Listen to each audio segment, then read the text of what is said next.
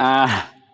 สบายดีเด้อแฟนรายการไต่เมยไต่แมนไต่แท่งเฮาเมิดอยู่โกนเนอะพบเดียวอีกมื้อนี้เนาะพบเดียวคือ978 โมงครึ่ง9 โมงครึ่งฮอตเวลานาทีแล้วกี่ข้าวกี่น้ำปิดศพปิดปากก็ได้มานั่งอยู่นี่แหละมาพบพ่อพ่อแม่พี่น้องแฟนรายการที่ว่าถ้าฟังรายการขับลำท้องถิ่นนี่อยู่เนาะ มื้อนี้ก็เปวันนั้นแล้วมื้อนี้เปวันคานเด้อมื้อนี้เนาะเปวันคานเดือน7 2022แล้วก็ทักทายสบายดีเด้อพี่น้องแฟนรายการเฮาตั้งท่าประบาทตั้งรักษาวคำเกิดต่างปากกระดิ่งเวียงทองบ่อลีคันแล้วก็บ่อนอื่นๆที่ว่ารับฟังอยู่ในขณะนี้คันว่าเพิ่นฟังอยู่ตังเลิกก็อย่าลืมส่งข่าวเอาหัวโป๊ะมือแตะเทบอนกดไลค์เฮือนำเพื่อสิเห็นหน้าเห็นตาปลอขึ้นมาได้ ก็เพื่อเป็นกำลังจิตกำลังเจอเฮอผู้ดำเนินรายการได้มีเหือมีแหงในการจัดรายการต่อๆไปเน้อเนาะอันนี้สบายดีเด้อเอ้ยโฮมแก้ววิไลพรยังติดตามอยู่ตามเคยเน้อเนาะกาประดำให้ดำนามันนี่สวงนี่คือว่ายักมิดยักยับนิดนึงพี่น้องน้องอ้อน่ะแปะให้อุ่นเป็นอันเลยเด้เนาะอ้าวพี่น้องเอ้ยกี่ข้าวกี่น้ำละบ่เนาะสำหรับไอ้โคศกนี่กี่แล้วเน้อกี่ข้าวเจ้ากับจุบยอดมาบวบเถอะเว้ยบ่เข้าเดียวกันเลย เมียบ่อยู่บ่นี่ฮักแต่งกี่เองจุบมาบวบจุบผักมาบวบเธอข้าวเจ้าเถอะเว้ยก็ยังใครกว่าอะไรไม่ได้ก็ยังอยู่ง่ายหย่อนซะเถอะเว้ยบ่แม่นนั่นเลยดอกเนาะเอาสบายดีเบิดทุกคนเด้อเข้ามาแล้วก็อย่าลืมทักทายสบายดีเด้อเด้อรายการขับลำท้องถิ่นพบเดี๋ยวจูมือเนาะแต่เวลาอ่า8 โมงครึ่ง9 โมงครึ่ง1 ชั่วโมงเต็มๆที่จะเฮา มาพบมาพ้อมาอินมาม้วนมาใหญ่นำเดียวนี่คำพูดก็โอ้ยสุดแสนจะดีมกดีเจอที่ว่าเปิดขึ้นมาเจริญก็มีแฟนรายการเขาเข้ามาเบิ่งเข้ามามอยอันนี้ก็จังมีกำลังจิตกำลังเจอในการจัดรายการจัดรายการโดยที่ว่าออกมาจากหัวเจอแต่เนอะแฟนรายการจุเฮาเนาะบ่ได้มีแนวอื่นมีแต่หักแต่แพงมีแต่ม้วนขนาดจะนี่จักแม่นเปอะเลยเส้นเลือดเส้นสายเลือดเต็มอยู่กับโต๊ะนี่จะนี่แหละแม่นอ่า เป็นลำเมยเป็นลำแท่งเป็นลำแมนเป็นเซจะดีเราะเสียงแคนเสียงลำอยู่กันเลยกันเป็นเงี่ยงหูฟังหูดีขนาดจะดีเนอะบางมือแล้วมันนอนกลางคืนกันยังฟันว่าลุกมาจัดรายการลำเมยบ่แม่นตะโกนเฮาฟังเถอะเว้ยเจอนี่ไอ้ก็ตกกะหูอย่าว่าโอ้จูนึงก็มันยังฟังเด้อจูที่ว่าบ่อยู่นำเฮาแล้วก็ยังมาขอฟังลำยังฟันเห็นเถอะเว้ยไม่ซักก็ว่าขอฟังลำได้ไปซักก็ว่าเด้อหั่น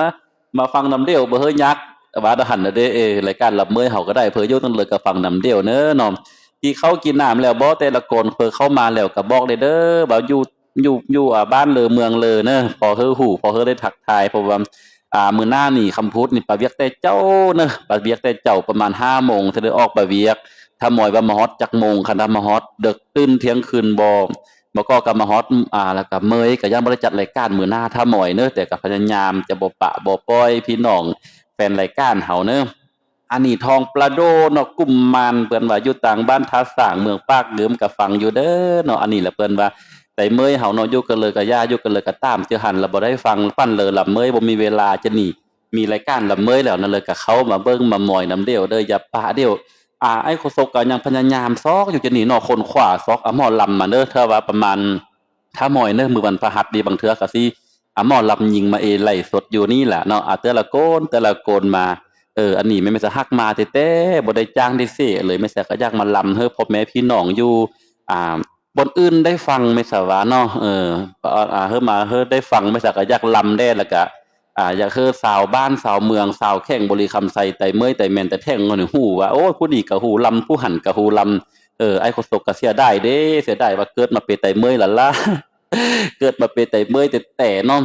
ก็โตแม่น โกกเงาแต่เมื่อยแต่ว่าลำบ่เปลำเปอยู่เท่าแต่ว่าเสียงสะบ่ม่วนน่ะลองแล้วเนาะลองอัดมาอยู่ตลอดหลักเขาอยู่ห้องนอนลำลองมอยก็มาฟังมอยก็บ่เปเท่าเว้ยเสียงสะบ่ดีเท่าโอ๊ยเสียดายจังเสียงดีสิลำเฮ้อผู้แซ่ผู้สาวให้จังหวัดเด้อมอยเด้นี่เออจังว่าเสียงบ่ดีก็อีทั้งเลอละย่าเนาะถ้าฟังนำเพิ่นแต่ว่าตอนความลำแต่ละคนลำนี่บาดจังลำต่อเลยแม่นให้เลยเถอะเอ้ยคันว่าคำพูดได้ลำเนาะ เอาพอเปรี้ยวทำอิฐนี่เนอะบหันบาไล่ใหญ่ห้างปันเลยเนอะจะเฮอได้ฟังลำสะก้อนเจ้าเนาะฟังลำคักๆแล้วจังมาพบมาพอเดี๋ยวเมื่อเด้อเฮอฟังลำของไม่บัวต่อซะเลยเนอะเฮอฟังลำไม่บัวต่อแต่กี้เลย แล้วเขาจังมาพบมาพอเดียวเมื่อเนอะเธอฟังลำไม่บัวก่อนไอ้เลยอนางอันนี้ก็เนาะอนางคำก่อนทับพอดีเด้อนางคำนี่แหละจังคักนำไม่บัวตอนหลังมีคนข้อกันมาก่อนเลย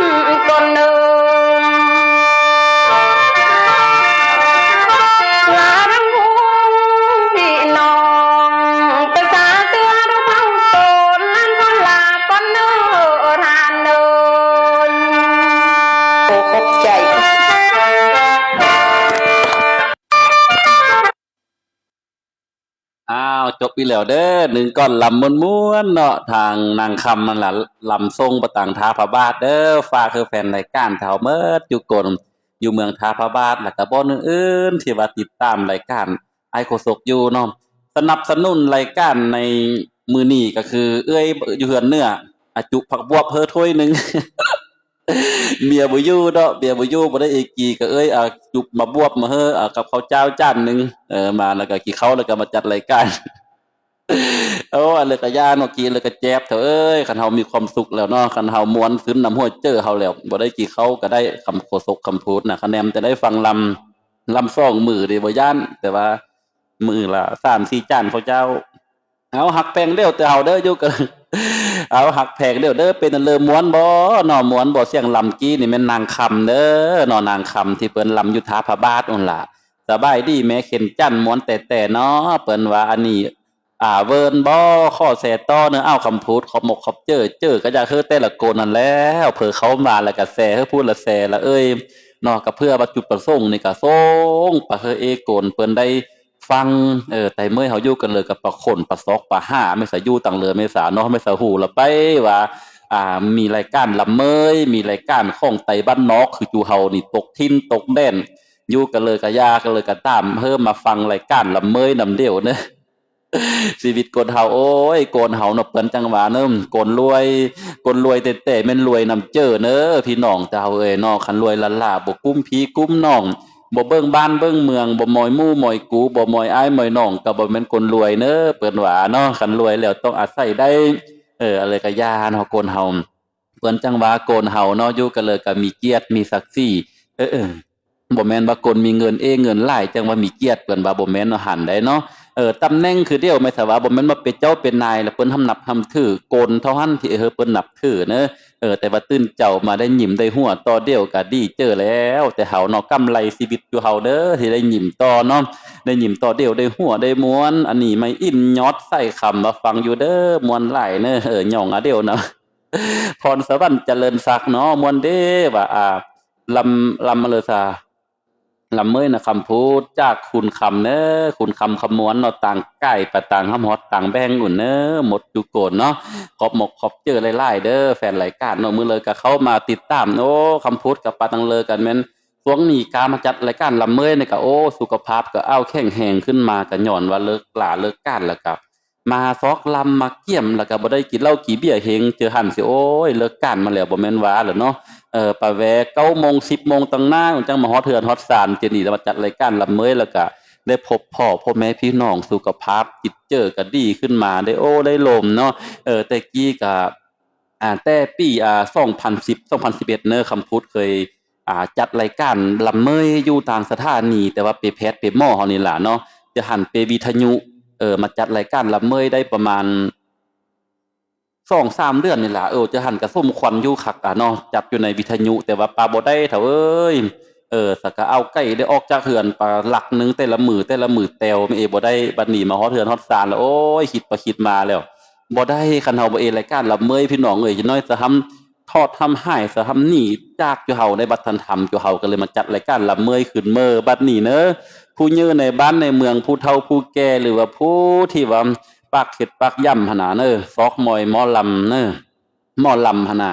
หมอลำแต่กี้แต่ก้อนบ่ลือว่าหมอลำขึ้นเมินในกันระดมไม่สาเนอไม่สาว่าอ้ายแม่นอ้ายอะเลยเนาะมาวัฒนธรรมจุเฮาบ่ได้ประฟ้อนเต้นดังหน้าเด้งหลังอะเลยมานั่งลำข้างแน่เฮ้อผีเฮ้อหนองเฮ้อบ้านเฮ้อเมืองเปิ้นหมอยจังว่ามันจังคักเนาะนี่ล่ะบ่เนาะอันนี้เนาะจังว่าอยากเฮียกฮ้องแฟนรายการที่เข้ามาเบิ่งมาหมอยไอ้เลยยังมีน้องสาวบ่มีเอ้ยมีป้ามีลุงมีอ้อมีแม่ที่ว่าหูลำ เนาะมาออกรายการลำเฮอพี่น้องเขาได้เบิ่งได้หมอยได้โอ้ยโกนกำลังติดตามโกนกำลังหมอยโกนไอ้เลยกะบามอ้าวคำพูดเอ้ยปะซอกหมอลำอยู่ตังอุ่นตังอีแม่มาเฮอไม่สาลำแม่ม้วนเกาะแต่ว่าก็คือเขาว่าหั่นล่ะเนาะบ่แม่นง่ายไม่สาก็ได้ไม่สมาก็มีน้ำมุกน้ำมันไอ้เขาก็ยาบ่เป็นเลยก็มีแต่ว่าซอกลำปิ้นป่าปิ้นมาอยู่นี่แต่ก็ยังม่วนเน้อมนต์เสน่ห์อันเก่าหั่นล่ะบางก้อนก็แจ้งดีบางก้อนก็บ่แจ้งดีปานเลอเนื้อก็ย้อนว่าซะเอาเก่าแล้วเด้อ นางอ้วบอกอ้วซี่สุมังห้าก็เข้ามาทำอิฐเน้อเนาะเข้ามาทำอิฐเนาะอันนี้ก็นางพรแก้วมณีวงศ์ก็คือเดี่ยวห้าก็เฮ็ดมือทำอิฐเน้อคำพูดจื้อเมิดอยู่กลห่านไทยฮูบหน้างานหลักซาวซกมีไซนี่ก็ห้าก็เห็นเข้ามาทำอิฐเน้ออันนี้เนาะแฟนรายการแต่เฮาตังคำเกิดหลักซาวสุดยอดขนาดตังน้ำเมืองทงแคะน้ำกระตะผ้ายาบน้องอ้อหนาแปะแต่บ่เคยเฮ็ดเดี่ยวจักเถือแต่ว่าเห็นเดี่ยวอยู่นำ รายการนี่ซื่อๆเนอะแต่บ่เคยเห็นเด้อบางเทื่อนี่ย่างย่างใกล้ต่างก็ยันบ่จื้อเดียวส่ำอยู่เฮานี่เนาะอันนี้นางพรแก้วมณีวงศ์สบายดีอ้ายสบายดีคือเดียวเด้อเบี้ยลาวเนาะเบี้ยลาวบ่แม่นธรรมดามักกิเบี้ยเฮ็ดบ่ดอกขอฟังลำลุงไข่มาวังก้อแดเราจังจัดให้ฟังเด้อลำลุงไข่มาวังก้อเนาะอันนี้บุญธรรมซี่สุบัติเนาะสบายดีเปิ้นว่าสบายดีคือเดียวเด้อเนาะฝนตกอยู่ สบายดีไอ้เสียงไส้พรใส่เดชเด้ออันนี้FCจักท้าพระบาทคำโมโตไบบ่อันนี้ขับโมโตไบเนาะเอ็นวงพระจันทร์สางเคนทงเวียงคำสางแคนทงเวียงคำข้อฟังลำใบคำได้ไอ้คุศกโอ้ยสางแคนบ่ดีแม่นแคนบ่แม่นแคนไอเอบ่อันนี้ลุงเอบ่อันอยู่ตังหัวไอ้คุศกเนี่ยเนาะไอ้คุศกก็ขอมกขอบเจอหลายโอ้มื้อนี้217 18คนโอ้ยขอมกขอบเจอแฟนรายการอันนี้ซ้ำกับได้เงิน 4-5 แสนความดีเจอที่ว่าโกนเข้ามาหมอยเนาะก็มีความสุขที่ว่าได้มาจัดรายการให้พี่เฮือนน้องได้ฟังมาจัดรายการได้ร่วมฟังนำเที่ยวกับเพื่อผ่อนคลายความอิดเมยเพื่อผ่อนคลายความคิดฮอดผู้ที่ว่าอยู่เฮือนอยู่ศาลผู้ที่ว่าจากเหลือผู้ที่ว่าจากอ๋อจากแม่ป่าอยู่นำผีนำน้องป่าหำป่าเฮียนหรือว่าตั้งหลักปักฐานอยู่บนอื่นอุ่นเนาะ อันนี้ไอ้เสียงไส้เปิ้นน่ะฟังอยู่เน้อปะยังอินบุญอยู่เข้มข้องมาแล้วก็เปิดฟังเลยขอบมกขอบเจอหลายๆเด้อทางไอ้เสียงไส้บ้านทงเจริญอันนี้แหละเปิ้นจังว่าอยู่กันเลยกะยาแต่เฮาเนาะเทิงจะเยอะละหรือว่าน้อยหรือว่ามีเกียรติจังซี่แล้วก็อย่าเฮาปากกันเลยกะยาอย่าลืมเด้ออย่าลืมวัฒนธรรมบ้านเฮาเนาะเสียงแคนเสียงลำโดยเฉพาะคำพูดนี่แม่นบ่เพ้อๆว่ากะยาล่ะเรื่องลำเมยนี่แม่นบ่มีเพ้อเนื้ออันซ้ำ ก็จะก็มักเฮกบังไห้ก็เลยมาจัดรายการนี่ให้พ่อแม่พี่น้องได้ฟังเด้อเนาะเอาเฮาฟังลำอีกเด้อเฮาฟังลำอีกเนาะมีคนข้อเข้ามาเฮาฟังลำไม่อ่อนก่อนเด้อมีคนข้อเข้ามาเนาะจัดเฮาตามคำข้อเลยเด้ออันนี้เนาะอันนี้เพิ่นนี่ทองพ่องมณีอาแคนมาตางบางหินเด้หม้อลำหลายคนเด้อโอ้ยคันมีแต่เม็ดปลาห้าแต่เซนแต่ว่าไอ้เหลือกะบ่อยากลำอยู่ไอ้เหลือก็ได้ลำเฮาน่ะแม่ลำเฮาผีเฮาหนองเฮาบ้านเฮาเมืองเปิ้นได้หมอย เปิ้นหูว่าวังหินเฮาแม่นสุดยอดหมอลำเด้อดวงตาดาวงมินตานี่ตุนดาววงเดือนโกนจุหันน่ะแต่เลยไม่สะบ่ลำมาเนาะฉะนั้นเลยจอยนำเด้อเฮาไม่สะลำเด้อเอาเฮาฟังลำก่อนแล้วเฮาจังมาพบมาพ้อเดี๋ยวมื้อในสวงที่3เด้อแฟนรายการจุเฮาเอ้ย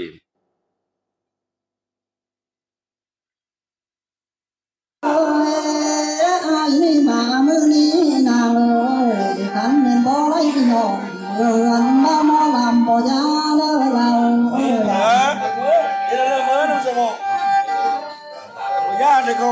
อายนี่นาคันแม่นบ่ไหลล่ะสิเมื่อบ้านแม่สิตีว่าหมอลำสายแล้วลาแล้ว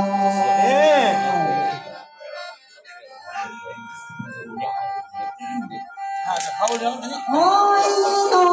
งลาเอ้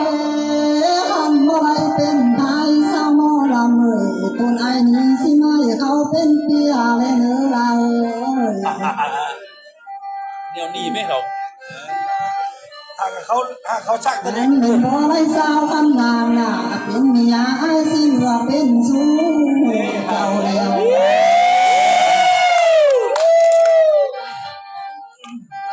อ้าวมาแล้วบัดนี้ โอ้ย บุญเดียวเด้อเด้อซะพอแล้วเอ้ยคันบ่ได้น้องแท้ไอ้สิเมื่อเป็นคอยเด้อเราคอยว่าไรเจ้าหมอลำไรไกลเด้อเราเมื่อเป็นคอยหักใส่สิตั้งไม่เดียวก็บ้องเจ้าเด้อ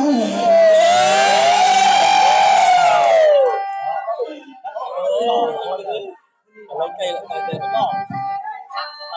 พี่ก็ได้ซื้อใหม่ที่ก็โ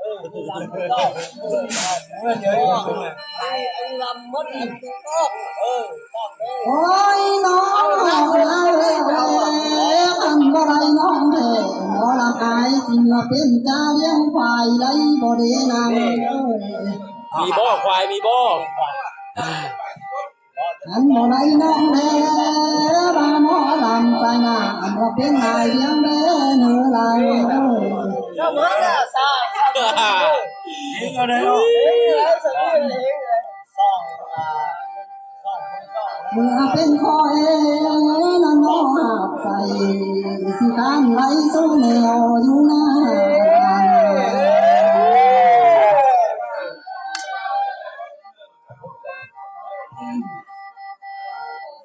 โอ้ยน้องลา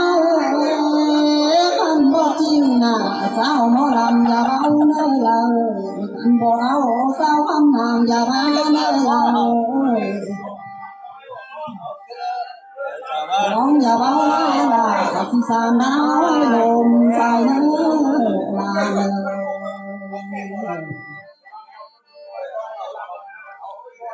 mình vào mà โอ้ยน้องน้องอย่าตัวอายลงเลยเลยลงงมมองเข้ามาบ่เป็นเดียวนางเลย น้องอย่าตัวอายมาเข้าไว้สิสามมือแอบบ่มาก็เต็มที่ใส่แล้ว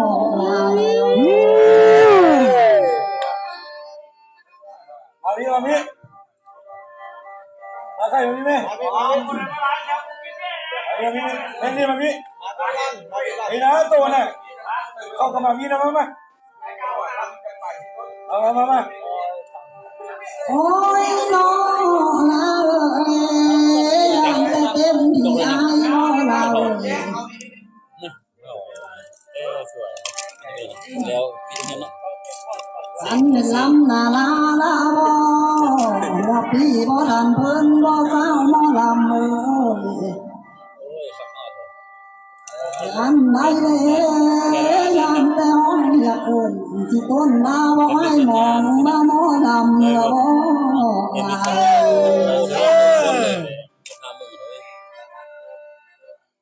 rồi xin bao nhom wow chị ยอมงานใหม่เลยปะ mày con mày thì lui ôi nó cuột con mày rồi đó โอ้ยน้องคันเป็นอายที่น้องขอเป็นสิ่งเดียวได้เลยสาวหมอลำเราเอาไปลำบ่ได้กินข้าวเปลือกได้เลยบ่ได้เลือกเอาสาวเลยสาวคำนา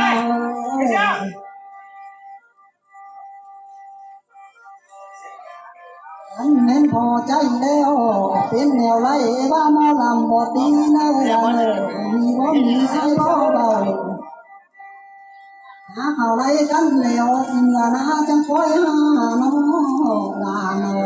ย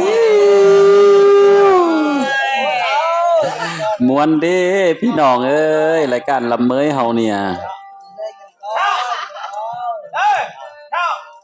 โอ้ยน้องกันไม่ให้เลือกกูบ่ได้เลือกเอาเจ้าเงินเส้นเนื้อสาวหมอลำเมาให้เลือกเมียควงน่ะอย่าแพ้บ่ได้เลือกเอาคนมีเงินล้านให้เมือ เอาแต่คนนำมาลาสาวบ้านใจเอากันเดียวสิไม่เขาว่ำเดียงบอกหน้าลามา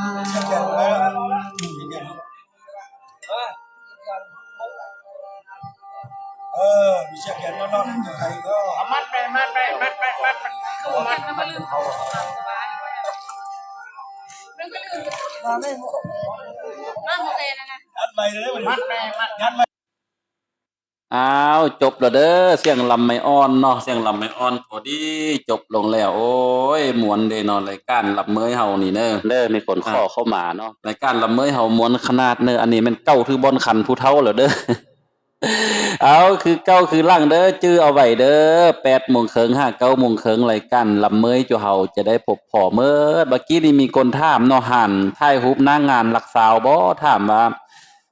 อยากได้ลำเมยปะโลดคือเนอะเข้าไปติดตามเด้อ2 YouTube ไอ้โคศกก็มีเนอะ2 YouTube จื้อว่าคำพูดยศคำแซงคือจื้อเฟซนี่ล่ะเข้าไปเบิ่งเด้อแล้วเปิ้นละฮอดแล้วก็กดติดตามเพื่อนำอยู่หั่นละลำเมยเต็มเลยเนาะอยากได้ก้อนเลยลุ้นเลยอะไรมันเคยฟังอยู่กันเลยปะอัดได้แต่กันเลยมันลงอยู่หั่นเมิดแฟนรายการเจ้าก็เข้าไปติดตามได้เนาะที่YouTube คำพูดยศคำแซงอันเด้อเนาะมื้อนี้แต่ละโกนกี่เข้ากับอะเลยเด้เนาะมีเผอได้กี่บ่หมกเห็ดบีปิ้งปลากัง หมกเห็ดบีปิ้งปลากังกันนาบเยี่ยนอะเลยไม่ใส่เอ็ดแกงอะไรซะเลยอีกบอกมันจะแกงหน่อไม้โอ้ยงำฮอดเนาะกี่อะเลยก็ยากคือเฮาลองมาแม่จะนี่เด้อเฮาปานในเมืองในนาปะกีเนาะอื่นเนี่ยบ่ได้งำฮอดได้งำฮอดสมัยก่อนสมัยเฮาเคยหยังน้อยหยังนี้เนาะคันได้กี่หมกเห็ดที่ว่าหอมหัวขิงเคอหั่นน่ะอันหนึงอันสองมากี่โอดไก่กี่โอดไก่ก็เป็นงำฮอดเลยงำฮอดอดีตกลับบาดมาเลยเด้อบัดนี้แกงหน่อไม้คือเดียวแกงหน่อไม้นอตุ้งๆบ่ได้บ่เซอเขาเบื่อเขาเลยแล้วเฮาแกงละล่าปลาแดกเติมผักมาเมือดหรือว่ามื้อกันนาบเยียนบ่ปิ้งปลากังบ่อันอาหารเฮาเคยกินหั่นว่าถ้าไปเนาะมื้อแจ่วบ้อนบ่ต่างๆแจ่วโนส้มแข็งบ่ว่าเลยอันนี้แจ่วโนส้มจะเลยก็คือว่าง่อยอยู่น้ำซบนี่ล่ะกีแตกกีว่าเอาแต่ละคนเด้อมื้อนี้คือเก่าเด้อมื้อนี้คือเก่าสบายดีเด้อพี่น้องต่างบ้านห้อยๆเฮาเด้อแฟนรายการบ้านห้อยๆบ้านกกข้ามแต่เฮาอันนี้อ้อนต้าใส่ส้มบัดพี่น้องทางงอนถ้าฟังลำธารไม่ลาอยู่เด้อไอ้โคศก โอ้ยจักสองก็บ่อีกเดินทางเวลายากขนาดจักสองอีกเลยบางมือก็เห็นบางมือก็บ่เห็นเท่าแต่ว่าเลยก็ยาติดหนี้ไว้รับประกันบ่แม่นมื้อนึงกับมื้อนึงอ้อนต้าได้รับฟังแน่นอนลำไม่ลาเด้ออันนี้ติดคำพูวีสบายดีเด้ออันนี้อายมาเด้อว่าอยู่เวียงก็ฟังได้อยู่ ปาตังเลยได้ปะเวียกปะงานบ่คือบ่ทันมาจากเตือเนาะอันเลยก็ยาเด้ออยู่กันเลยก็ตามเนาะรายการลำเมยเฮาเด้อฟังหมดจุโกนเนาะลำเมยลำแมนลำแท่ง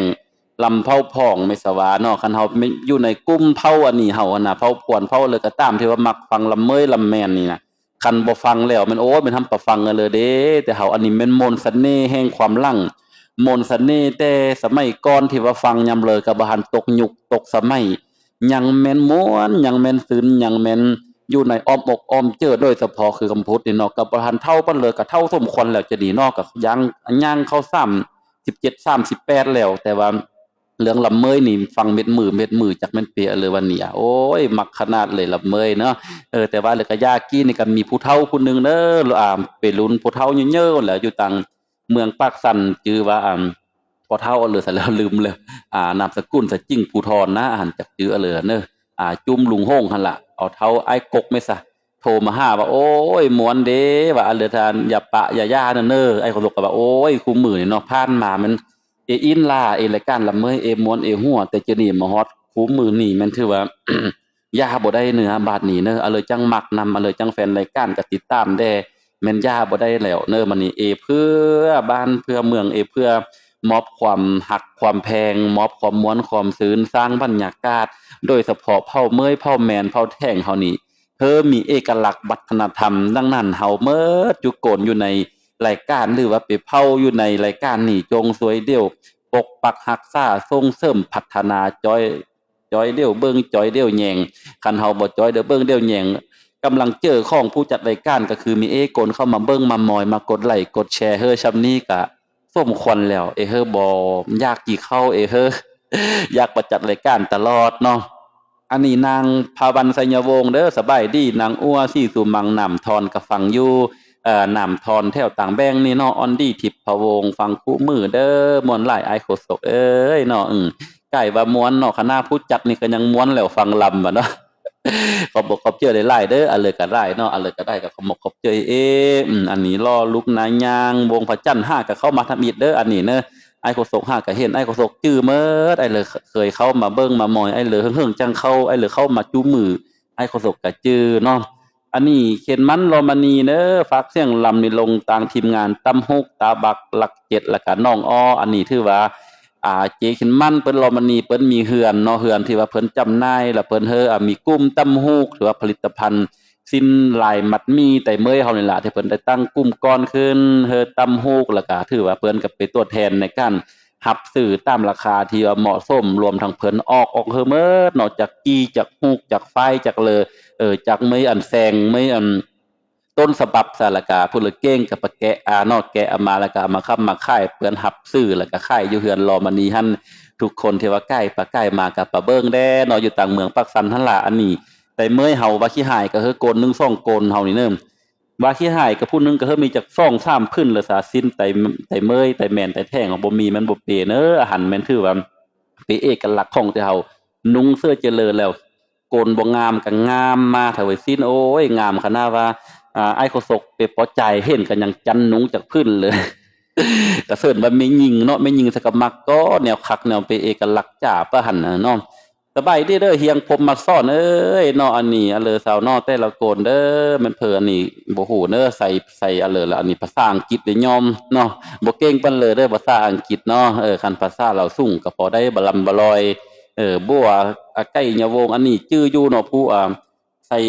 ส่เพ่นบ่เลยอันฮู้อยู่ว่าอันนี้มันอยู่บ้านจอมทองเฮาเนาะแต่ว่าบ่ฮู้ว่ามันชื่อเลยชื่อหึกเฮงกว่าอันนี้ย้อนยาวจังบ่สั้นลุงยาวยังอยู่ใส่จำพรอุ่นบ่ลุงยาวจังบ่สั้นพันซี่ซ่อนปัญญาแฟนรายการเฮาเด้อเอาเว้าหลายใหญ่ห้างแล้วเฮาฟังลำก่อนบัดนี้เด้อซอกลำเฮาฟังก่อนมีอีกคนอยากฟังอยู่ซอกฟังลำก่อนเด้อกี้นี่ว่าหับปากว่าจะเฮาลำไม่บัวเฮาฟังเด้อแล้วจังซอกเบิ่งว่าลุงไมลาจังเลยจังจัดในตอนต่อไปอีกเด้อเฮาฟังลำไม่บัวซะก่อน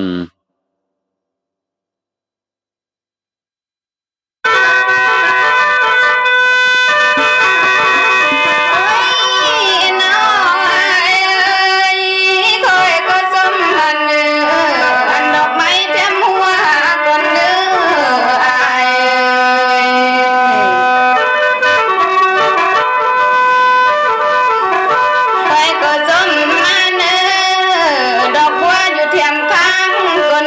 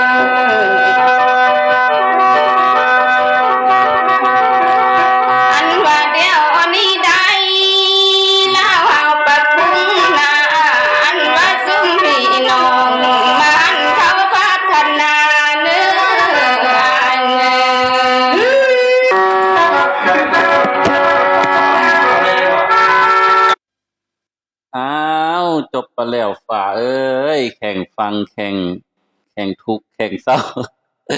อดีตแล้วเนาะไม่บัวลำนี่โอ้ยลำแต่สมัยสงครามหมดแหละสลัมเนอะเออเป็นต้นเป็นสาเหตุหนึ่งที่ว่าจุ่มเผ่าพงศ์พันธุ์เฮาแต่ละคนที่ว่าได้ทะลุภูพ่ายแตกหนี้ศึกหนี้เสือแต่กี้บ่แม่นธรรมดาพี่น้องตังหันลงตังเตอขึ้นตังเหนือหนี้ศึกหนี้เสือโอ้ย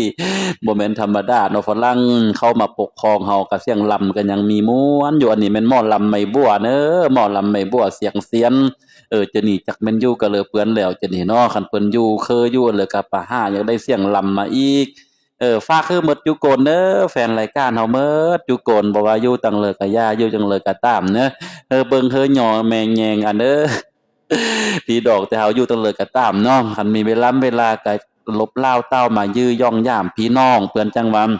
พี่น้องเดียวเนาะ บ่แวะ3ปีไปขี้แหดอกใดเปิ้นว่าเนาะไปผู้อื่นแล้วคัน3ปีบ่มายื้อย่องย่ามคันว่ามายื้อย่องย่ามแล้วก็โอ้ยหักแพงเดียวเขากลลึงกลเคยเปิ้นจังว่าแต่เฮาอยู่กันเลยก็ย่าเด้อเกิดมาเป็นชีวิตตังโกนเนาะเด้อหักแพงอันเดียวเนาะอย่าเบียดอย่าเบียนอันนี้แม่นพระพุทธเจ้าเปิ้นสอนไว้คะแนนแต่เฮางํดีเด้อเฮางํดีแล้วเปิ้นจะมาแผ่ภัยเฮาคันเฮาโอ้ยเกิดมาเป็นมือ มีแต่อิจฉาหมู่มีแต่อยากเฮอหมู่มีแต่อยากคนหล่มโจมตีแม่นบ่ฮอดกันเลยอันนี้เด้อคะแนนฮักก็ฮักแปลงงำนำจิตนำเจ้อเฮอมีฮักมีแปลงเฮอมีความดีอยู่นำหัวเจ้อแล้วแม่นอาหารเพิ่นจังว่าคนมีเงินมีคำก็ย่าเด้อแต่เฮาเด้อสุขภาพเฮาก็สำคัญกว่าคือเฮามันกี่ข้าวกินน้ำไม่สาบาเนาะไปบาปใดกี่ข้าวกินน้ำข้าวเม็ดหนึงก็บ่เฮอตกไก่ตัวหมูตัวหมาถ้ากี่อยู่เฮาละกี่ข้าวอยู่ ไม่สามานั่งท่าอยู่กับเฮอไม่สกีจักมิดจักปั้นไม่สากับจมกับปล่อยเห็นบ่แต่กี้แต่ก่อนสมัยก่อนเนาะปะตั้มเขาตกลำมิดนี่ก็เก็บตัวไก่บ่เฮอสกีจังไหลจังค่าซะโอ้ยบ่เปเด้อบัดนี้เด้อตัวสัตว์แต่ก็ยากกี่เปิ้นจังว่าความสุขของจัวเฮาแม่นคือการได้แบ่งปันแบ่งปันเฮอหมู่เฮอกูเฮอพี่เฮอน้องเปิ้นต้องการอันเด้อพอมีละเฮอคันว่าเฮอแล้วทุกข์เฮอแล้วยากเต็มบ่ไปเฮอแต่หรือว่ากือละหังขึ้นล่ะแม่นก็แม่น คันว่าพอเฮอเปื้อนก็บ่หมดกือก็บ่หังแล้วพอได้ก็อาศัยเดี่ยวอยู่เฮาเด้อเกิดมาเป็นโกนเปิ้นว่ามนุษย์นี่เป็นเป็นสัตว์ประเสริฐเนาะฮู้ความฮู้เจ็บฮู้ปวดเปิ้นจังว่าโอ้ยคือเปิ้นว่าแล้วโกนเฮาเด้อโกนเฮาอยู่กันเลยก็แม่นถึกกลนินทาถึกกลว่าเฮ้อก็มีกลฮักก็มีกลจังก็มีแต่เฮาจะประสนเนาะ คันเฮาประส้นนำคำเปิ้นจมเปิ้นเลอเลยมันแล้วซาดนี่บ่มีความสุขเด้อครับนี่บ่มีความสุขคือคำพุทธนี่แหละเริ่มต้นรายการทำอิฐนี่บางคนก็ว่าโอ้ยองค์นี้ซั่นแม่นสมบูรณ์ปันเลยว่าจะเลยจังว่ามารายการนั่นนี่จันไปอินน้ำหมู่น้ำกูเผื่อว่าเลยก็ญาติเนาะแนวเฮามักเนาะนี่ได้จ้าเนาะเฮามักแนวนี้อยู่เฮือนอยู่ศาลได้กินข้าวกินน้ำแล้วก็ได้พบพ้อพ่อพี่น้องที่ว่าไอ้เขาส่งมารายการนี่ก็โอ๊ยพบพี่พบน้องที่ว่า จากมาได้10-20ปีแล้วแม่นสิโทรมาว่าเฒ่าแม่นลูกผู้หั้นแหน่เฒ่าแม่นลูกผู้นี้แหน่แม่นลำโอ้ยจังนี้จังหาก็เห็นเฒ่าเนาะเจอตู้นี้แล้วแม่นเฒ่า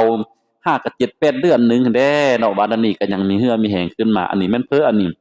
เนาะอันนี้ล่ะเขาจังว่ารายการลำเมยเฮานอกจากจะส่งความบันเทิงนอกจากจะส่งเสียงลำเสียงแคนแล้วก็เฮอพี่น้องหลุดพ้นความอิดเมื่อยหลุดพ้นความคิดฮอดบ้านคิดฮอด อดีตเก่าขึ้นมาแล้วก็ยังเป็นส่วนหนึ่งในการตามหาผีหาน้องที่ว่าตกทะลุภูพายบ่ว่าจะอยู่ต่างเลยก็ตามเนาะมาซักเสื้อเบิ่งบางเทื่อแม่นคันแม่นแต่เมื่อยนำเดียวได้แม่นบางเทื่อก็แม่นหูเดียวอยู่ใดแต่เฮาอยู่กันเลยก็ตามหั่นล่ะอยู่กันเลยก็อย่ามาซักเสื้อเข้ามาแล้วแม่นคันไตเมื่อยหรือว่าไตแม่นไตแท่งนำเดียวนี่นะบางเทื่อเป็นผีเป็นน้องเดียวก็ย้อนว่าเฮามักในเสียงลำมักในเสียงแคนหรือว่า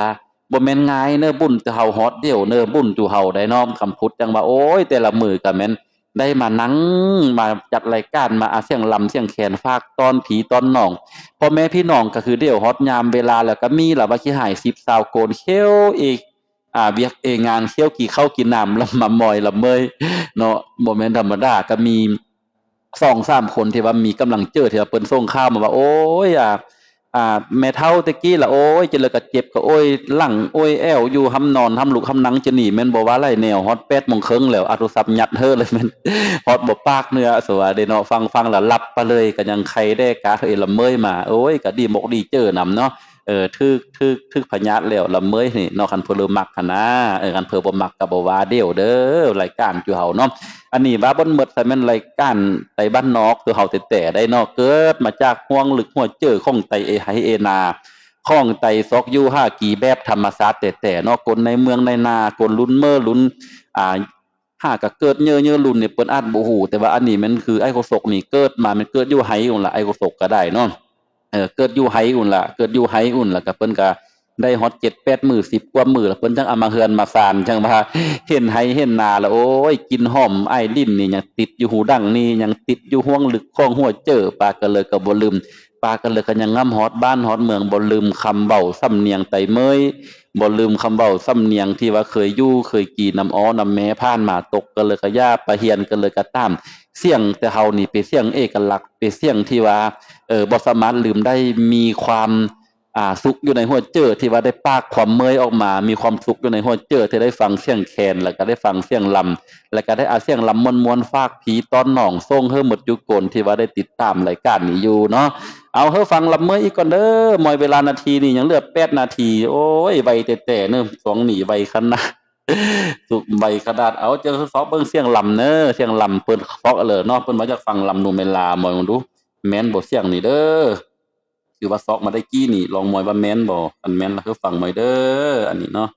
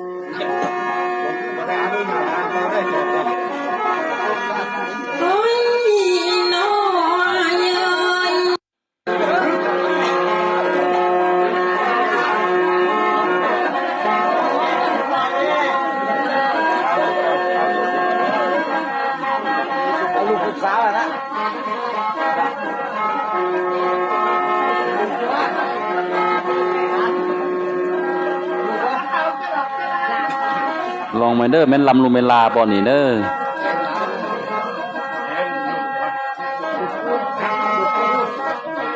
หัวหน้า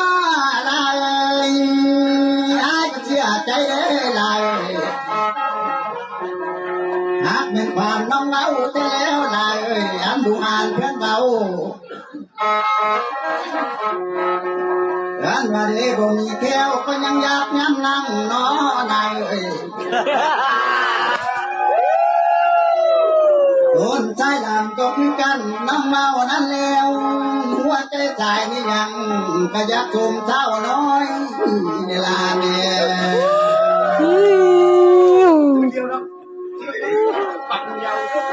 เฮ้ยบุญญาณหน้ามีคอนฟินโอ้ยละนายนายก็ว่าจริงแค่เลยนายเอ้ยนายก็มาเป็นน้องมือนายก็มาขุดน้องมาทั้งจุกทั้งแก้วนะนายเอ้ยนายก็มาขุดน้องแค่แล้วนายจังว่าความจริงไหนคำแพงเอ้ยมาทางเอวต้นน้ำมาอดบาไหลนางเอ้ย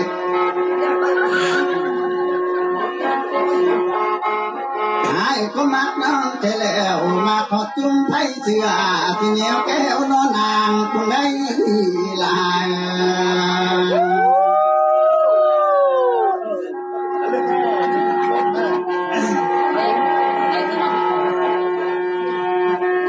หัวละลายน้องพระเบ้าน้ำไม้เมื่อกี้นี่ลายบ่แม่นอายเว้าล่ะแต่แม่นหวดองโตได้เนื้อนางบ่แม่นต้นใจน้ำหักเป็นคุณพาโลอยากได้เมียไม่น้อยบ่แม่นได้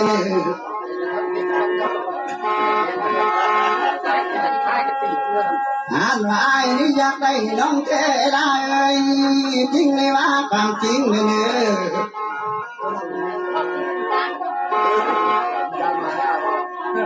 อยากได้ยินเป็นเจ้ากำนางในหนอเมื่อช่วยแห่งไอ้ในลานเนี่ย ลองบ่อยเนาะผู้สาวบ่จ้อยเมียนี่เนาะ โอ้ยน้องเอ้ยข้าน้องบ่ตีใจเท่านางเอ้ยคนมีใจฮักเท่าเล็บงอกลายปานเลยได้กำแพงเอ้ย คุณน้องอีกเครื่อง คนว่าน้ำลายเนี่ยเท่าคนมีน้ำลายซ้ำเด้ขันบุตรีไอายเท่าจันนี่จึงได้นำบ่น้ำไอ้นี่เท่าก็เท่าแท้แล้ว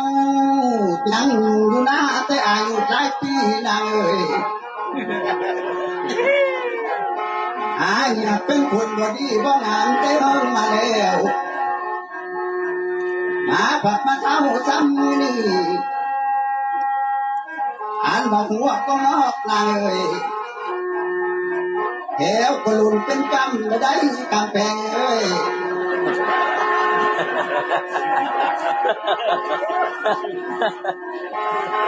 ว่า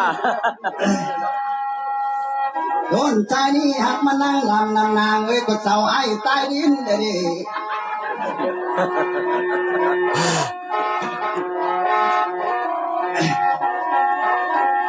อว่าอยากตายเท่าสนางปัดมาเห็นนางปัดอยากมาใต้ตึ้มบุญได้อยากให้มีอายุสั่งเท่าที่เอาเจ้าอยู่นำนายก็บ้าความจริงได้ลายเรื่องคว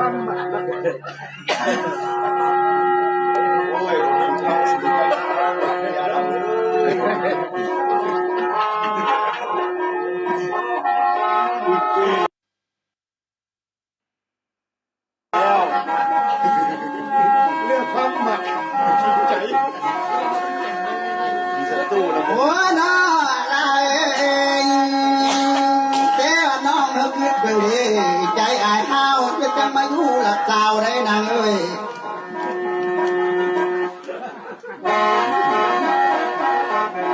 อ่างต้นใจนี้ต้นใจก็ทุนนำหนาวลายเอ้ย3 วันอาบเท่านึงน้องเอ้ย หมวนเด้เนาะว่าเอ้ย โดนไอ้เราแต่ไอ้เก่งกาที่พาพาเสียหัวตายตายลำได้ลาย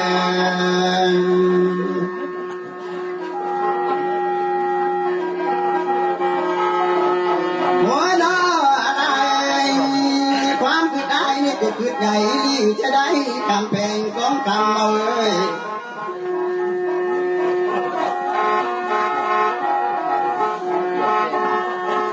ไอ้นี่นะอยากเนื้อตัดต้องปานน้ำกลางเอานั่นเจลีกินป้าได้บ่นอนางอ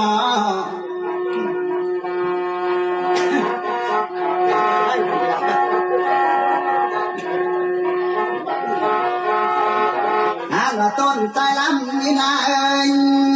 อยากเมื่อเด็ดหนาบ้านนางนี่เตี้ยนากินเขาได้บ่ลายเอ้ย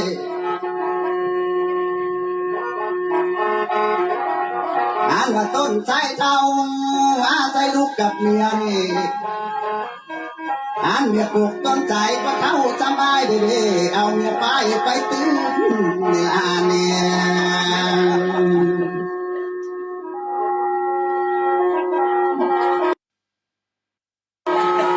โอ้น้ออะไรน้องก็คิดเป็นเลยอ่านว่าฟุ้งเป็นตำเลย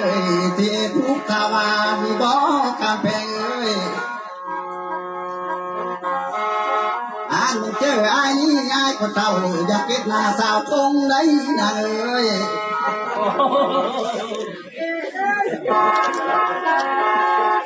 คนไอ้เท่าบ่เท่าทำนี่อยากให้มึงคงใจที่อาจอยากยันได้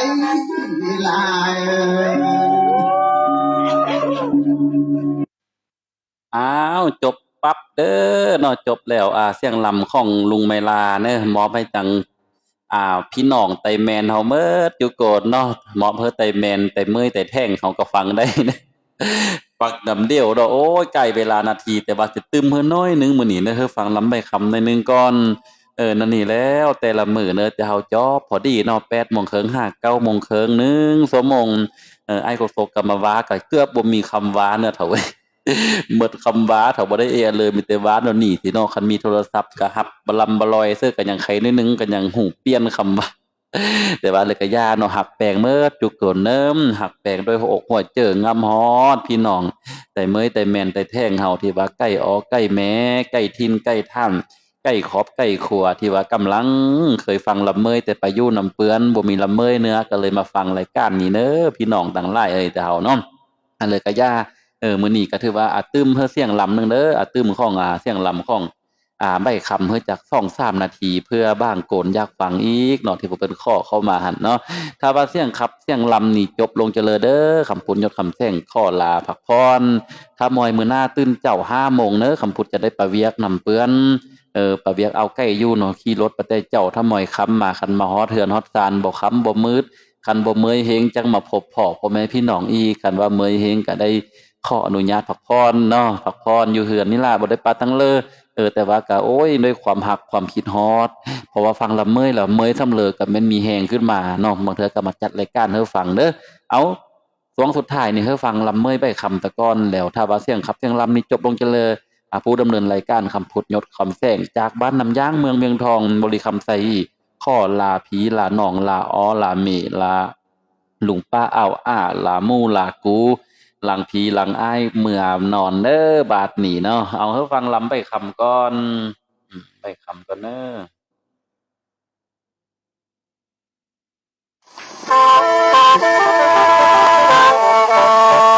ร้อยเลยนะใจใส่หนาวสะบัน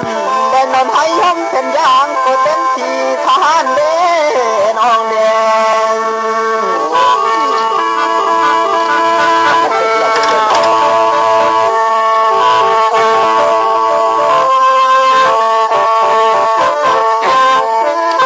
เอ้ยน้อ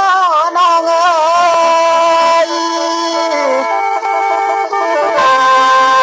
น้องผู้อยู่หน้าทางบ้านให้น้องมีใจฟังหันตั้งตาหน้าความหักเลยใบคำหลักเล่า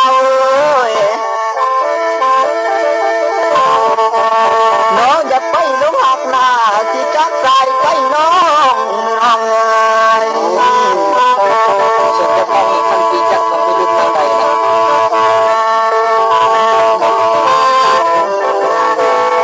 ให้น้องคองคอยทานเอ้ยบ่ทหารกับเต้าเนอะใบคำหลักเล่า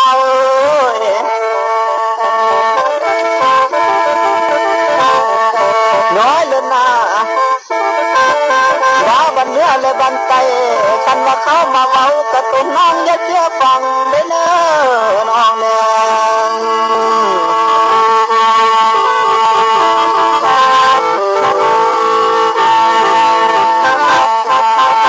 เดี๋ยวน้องเอ้ย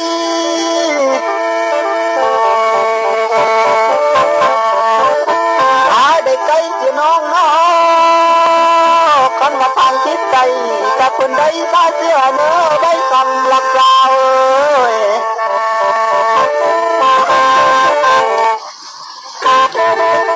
อ่านว่าทางทิศเหนือนาเป็นสัตว์ใดนาจ่าจางกันว่าสองฝักข้างเป็นปัจจานาศัตรูได้เนื้อไง